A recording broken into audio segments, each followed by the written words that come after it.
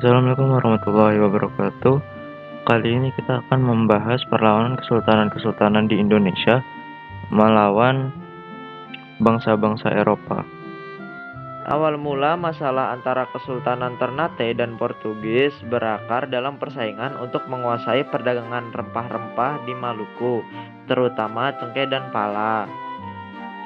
Ini dimulai ketika Portugis tiba di Maluku pada awal abad ke-16 dalam upaya untuk mengendalikan sumber rempah-rempah di daerah tersebut. Perlawanan Kesultanan Ternate terhadap Portugis kemudian berkembang dari ketidaksetujuan mereka terhadap dominasi asing di wilayah mereka.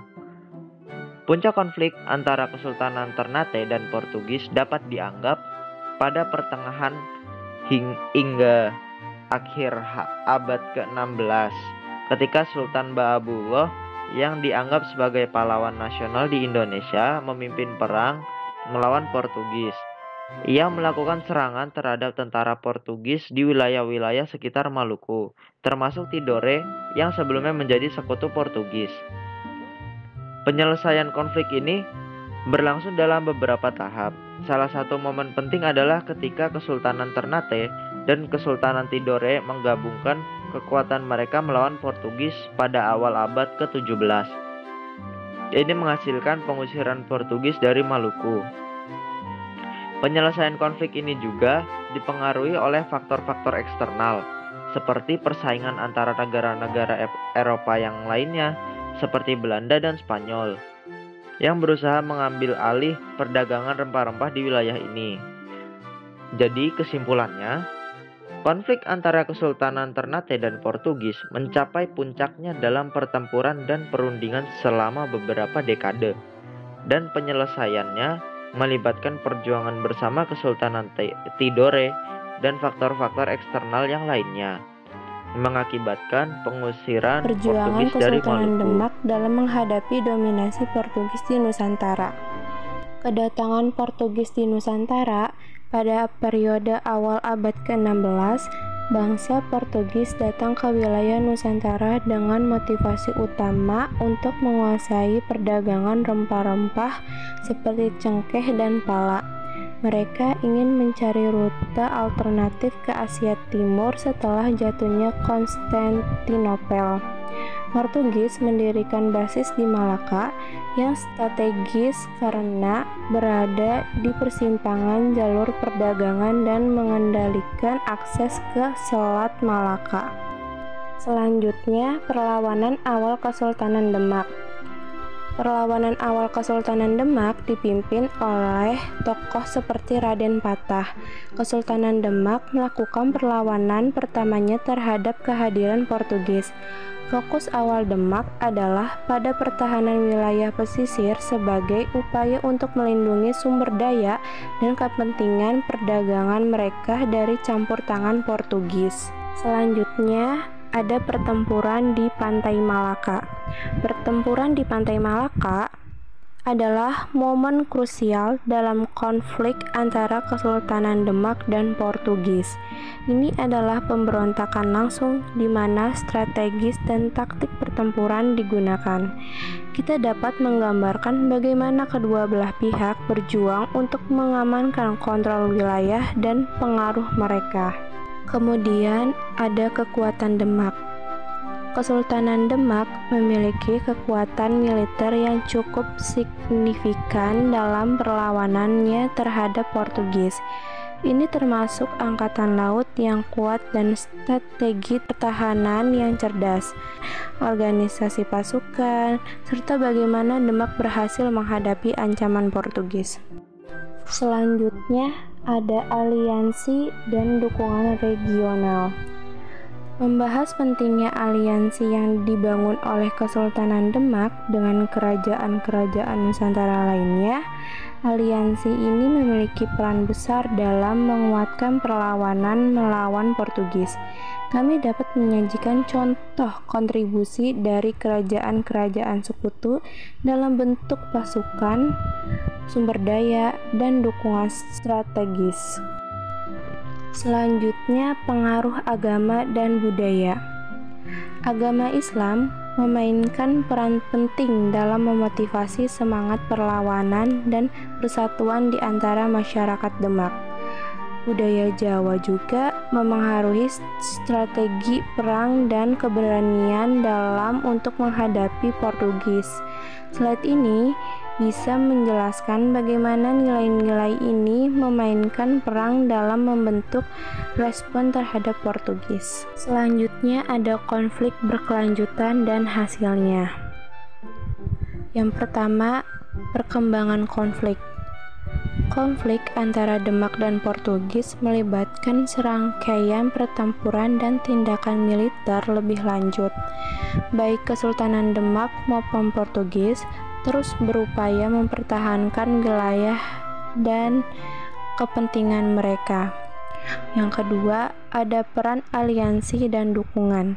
Pada tahap ini, aliansi dan dukungan regional yang dibangun oleh Demak juga dapat memainkan peran penting dalam perkembangan konflik. Keterlibatan kerajaan-kerajaan Nusantara lainnya, baik yang mendukung Demak atau Portugis, dapat mempengaruhi arah konflik. Yang ketiga, ada pertumbuhan kekuatan. Baik Demak maupun Portugis mungkin mengalami pertumbuhan kekuatan seiring berjalannya waktu. Ini bisa mencakup perluasan wilayah, peningkatan sumber daya alam, atau pengembangan strategi militer yang lebih canggih. Keempat, ada diplomasi dan negosiasi. Selain konflik militer, ada juga kemungkinan upaya diplomasi atau negosiasi yang berlangsung di tengah-tengah konflik. Perundingan damai atau perjanjian sementara mungkin dicoba untuk mengakhiri pertempuran. Yang kelima, ada dampak terhadap wilayah dan rakyat. Konflik berkelanjutan ini pasti memiliki dampak pada wilayah yang terlibat dan pendukungnya. Baik Demak maupun wilayah-wilayah lain mungkin mengalami perubahan ekonomi, sosial, dan politik akibat konflik ini. Yang terakhir, ada akhir konflik dan hasilnya. Pada akhirnya, konflik ini pasti akan mencapai akhir. Ini bisa terjadi karena faktor militer, ekonomi, politik, atau kombinasi dari semuanya. Hasil konflik akan mempengaruhi kedua belah pihak serta wilayah yang terlibat. Awal mula perlawanan Kesultanan Aceh. Kedatangan Portugis pada awal abad ke-16, Portugis adalah bangsa Eropa pertama yang mencapai wilayah Aceh. Mereka datang untuk mencari rempah-rempah yang sangat berharga, seperti lada hitam, cengkih, dan pala. Pos perdagangan Portugis mendirikan pos perdagangan di Aceh, termasuk di kota Malaka, yang menjadi salah satu pusat perdagangan terpenting di kawasan itu. Mereka berusaha memonopoli perdagangan rempah-rempah di wilayah ini. Reaksi Kesultanan Aceh. Kesultanan Aceh merespon kedatangan Portugis dengan tindakan militer dan politik. Mereka mencoba menghalangi upaya Portugis untuk mengendalikan perdagangan rempah-rempah di Aceh. Puncak konflik, serangan dan pertempuran, konflik antara Aceh dan Portugis mencapai puncaknya pada abad ke-16 dan awal abad ke-17. Portugis melakukan serangkaian serangan ke Aceh, termasuk serangan ke benteng-benteng pertahanan Aceh. Pertempuran laut menjadi ciri khas konflik ini. Aceh memiliki armada yang kuat dan berhasil menghadang usaha Portugis untuk menguasai perdagangan maritim di Lautan Hindia. Pertempuran darat juga terjadi dengan Aceh berusaha mengusir Portugis dari daratan Aceh. Pertempuran ini seringkali sengit dan memakan korban besar. Selanjutnya, penyelesaian konflik. Kelemahan Portugis akhirnya mengalami kelemahan. Perselisihan internal dan serangan dari Aceh membuat posisi mereka semakin lemah. Aliansi dan perjanjian. Kesultanan Aceh menjalin aliansi dengan bangsa-bangsa Islam lainnya di wilayah tersebut, seperti Kesultanan Otonom. Ini membuat Aceh dalam melawan bangsa Eropa. Penggantian oleh Belanda. Pada akhirnya Belanda menggantikan Portugis sebagai kekuatan kolonial dominan di wilayah itu. Belanda berhasil mendirikan pos perdagangan di Aceh dan kemudian menjadikan Aceh sebagai bagian dari koloni mereka. Berakhirnya Kesultanan Aceh. Kesultanan Aceh tidak hanya menghadapi ancaman dari Portugis dan Belanda, tetapi juga dari bangsa-bangsa Eropa lainnya. Akhirnya pada tahun 1903 Aceh jatuh di bawah kekuasaan Belanda setelah berlangsungnya perang yang panjang dan sengit yang dikenal sebagai Perang Aceh. Kesultanan Aceh secara resmi berakhir. Dengan demikian, konflik antara Kesultanan Aceh dan bangsa Portugis mencerminkan usaha Aceh untuk mempertahankan kedaulatan dan sumber daya alamnya. Tetapi pada akhirnya Aceh jatuh ke tangan Belanda sebagai bagian dari penjajahan kolonial. Konflik ini memiliki implikasi yang mendalam dalam sejarah Aceh dan wilayah Asia Tenggara.